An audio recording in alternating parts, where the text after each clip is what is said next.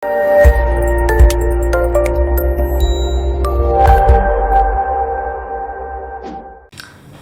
semuanya, anda mungkin tak pernah dengar, mungkin juga belum terfikir, okey, iaitu kalau kita sentiasa dikelilingi oleh negatif energy, kita akan dapati apa-apa rawatan kesihatan yang kita lakukan tidak begitu memberikan kesan, sama ada bekam ataupun pergi ke doktor ataupun mungkin urut atau mungkin acupuncture dan sebagainya. Bukan kerana rawatan-rawatan itu semua tidak bagus atau perawatnya itu tidak cukup mahir, bukan kerana itu, tapi kerana anda dikelilingi oleh negative energy. Macam for example, kalau kita sentiasa setiap hari kita berjumpa dengan kawan yang mempunyai negative energy, macam for example, dia selalu bilang kita, aku ni tak bagus, aku ni boring, aku ni stres, suami aku macam gini, keluarga aku macam gini, ataupun kita punya bos selalu marah setiap hari, tak ada kerja lain tapi hanya untuk marah anda saja. Ni salah, tu salah, ni salah, tu salah. Itu akan juga membuatkan anda mendapatkan negative energy daripada bos anda itu. Kadang-kadang memang tak boleh dielakkan, tapi mana-mana perkara yang anda lihat negatif, cubalah untuk elak. Untuk anda buang negatif energy anda itu, anda harus lakukan yang positif. Jadi kita dapat neutralize. Walaupun negatif energy itu kita susah untuk elak, okay, mungkin ada cara untuk elak, mungkin juga tak dapat dielakkan. Jadi untuk kita untuk menapis supaya energi negatif yang telah kita serapkan tu dapat dibuang, kita lakukan yang positif kan? Kita lakukan yang positif untuk buang yang negatif. Yang positif tu, yang pertama sekali, anda harus betul-betul fikir yang positif. Setelah anda fikir yang positif, anda lakukan yang positif. Feel, anda rasakan yang positif. Anda boleh fikir, anda boleh rasa dan anda boleh lakukan yang positif. Sebab itu dalam agama kita ataupun apapun kepercayaan anda, sentiasa akan mengusulkan anda untuk melakukan kebaikan.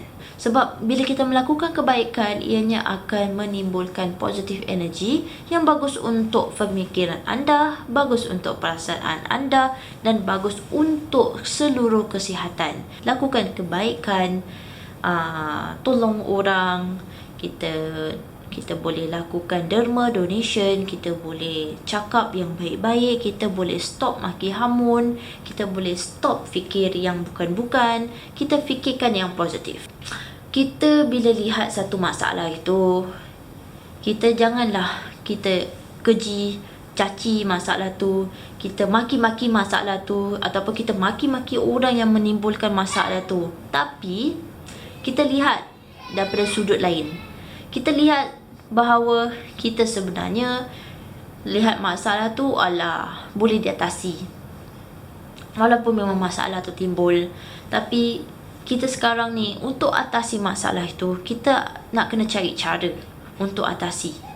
Okay, mesti boleh. Sekarang ni dah ada problem, kita nak cari dia punya penyelesaiannya. Kita fikir, okay, aku boleh atasi masalah ni. Walaupun memang masalah, tapi tak apa, aku boleh lakukan. Okay, dan kita akan sentiasa fikir yang positif kan. Kita tanyakan orang, dapatkan nasihat, dapatkan orang untuk berikan anda motivasi, ataupun anda lihat dekat internet, tengok macam mana orang-orang yang berjaya tu dapat atasi masalah kesihatan mereka. Mungkin diorang tu dulu pernah kena kanser atau pernah kena sakit jantung. Macam mana orang tu semua atasi dan apakah yang dia lalui, kita boleh ikut contoh. Dan dari situ kita boleh mungkin dapatkan beberapa tip dan nasihat supaya kita dapat menjadi lebih positif gunakannya tu untuk menyelesaikan masalah. Dan bukan hanya kita sentiasa negatif saja. Jadi kita elakkan, kita tapiskan yang negatif.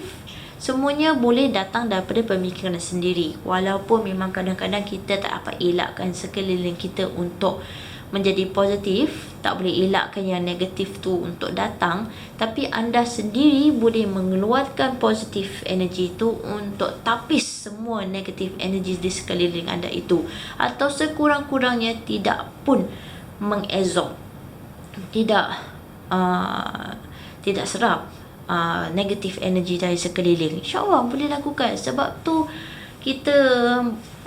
anda boleh lakukan energy healing. Anda boleh lakukannya dengan sendiri, iaitu dengan cara meditasi, dengan cara berzikir, baca Al-Quran, doa dan sebagainya. Itu semua adalah untuk membuang negatif energi daripada tubuh badan anda supaya menjadi lebih positif, dan anda akan menjadi orang yang lebih sihat. Sebab tu kita bila lihat orang tu pemarah, orang tu suka pukul-pukul, biasanya orang macam gini ada sakit jantung, biasanya orang ni ada darah tinggi. Sebab emosi dia, negatif energi dia yang mengawal dia punya tahap kesihatan, sehingga kan mendapatkan penyakit-penyakit yang teruk-teruk itu. Jadi ianya sangat mempengaruhi.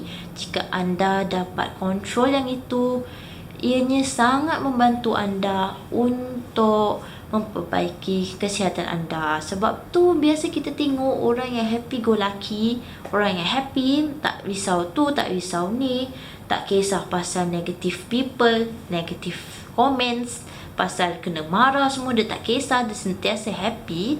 Dia nampak semua tu sebagai positif ataupun tak kisah pun. Orang-orang beginilah biasanya dia tak ada masalah kesihatan, happy je. Jadi kita maybe boleh cuba untuk ikut cara yang begini, supaya kita dapat atasi masalah kesihatan. Selain kita lihat pada faktor-faktor lain yang saya kongsikan pada video-video sebelum ni, mudah-mudahan bila kita cuba untuk ikuti segalanya tu, tahap kesihatan kita akan pelan-pelan dapat dicapai, dapat diperbaiki, InsyaAllah. Jadi lihatlah setiap video-video saya yang saya kongsikan sebelum ini, mana-mana faktor yang mungkin anda terlepas pandang atau mungkin anda tak pernah terfikir pun, anda boleh gunakan, boleh lakukan perubahan, adjust, dan mudah-mudahan bila dikombainkan semuanya tu dapat membantu anda mendapatkan kesan kesihatan yang lebih baik lagi. Mudah-mudahan anda akan menjadi lebih sihat. Mudah-mudahan dielakkan juga penyakit yang teruk-teruk, sentiasa sihat insya-Allah, dan mudah-mudahan bermanfaat untuk kita semua. Terima kasih banyak kerana sudah pun menonton video ini. Dan jika anda ada apa-apa soalan, silakan saja tanya kepada saya. Terima kasih banyak.